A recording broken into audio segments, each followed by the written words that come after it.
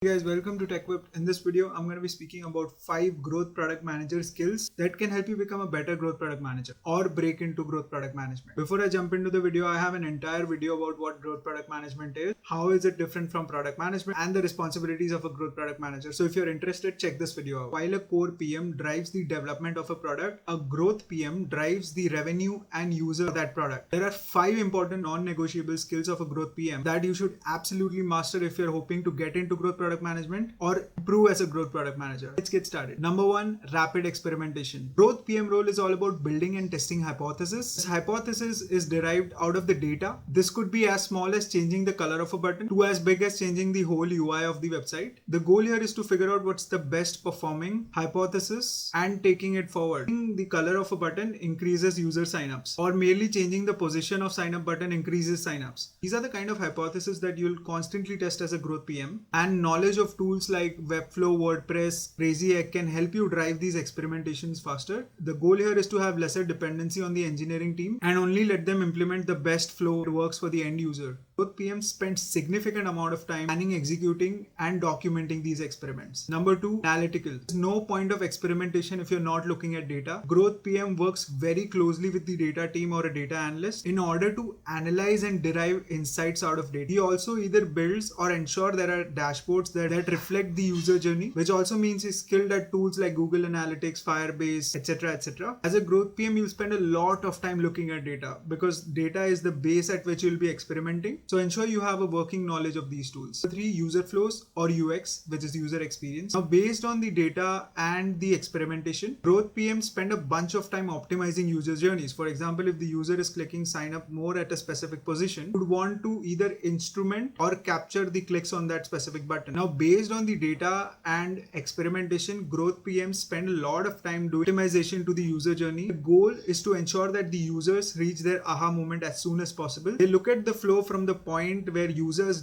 discover their product to a point where the user becomes a paid user. They also use Pirate Matrix or AARRR framework to track milestones and conversion points. Take a note though, user flow optimization is not possible without proper data being in place. To ensure there is proper dashboard or monitoring in place to capture user data. Ensuring that you have knowledge of tools like Segment, Particle, and Google Tag Manager, because this is another area where growth PMs spend a lot of time looking and optimizing user journeys. Number 4, user research. Growth PMs spend a decent amount of time speaking to customers. This helps them optimize the user flow itself. While data can tell you a lot about the user journey, other way growth PMs can also optimize user journeys is by speaking to customers themselves.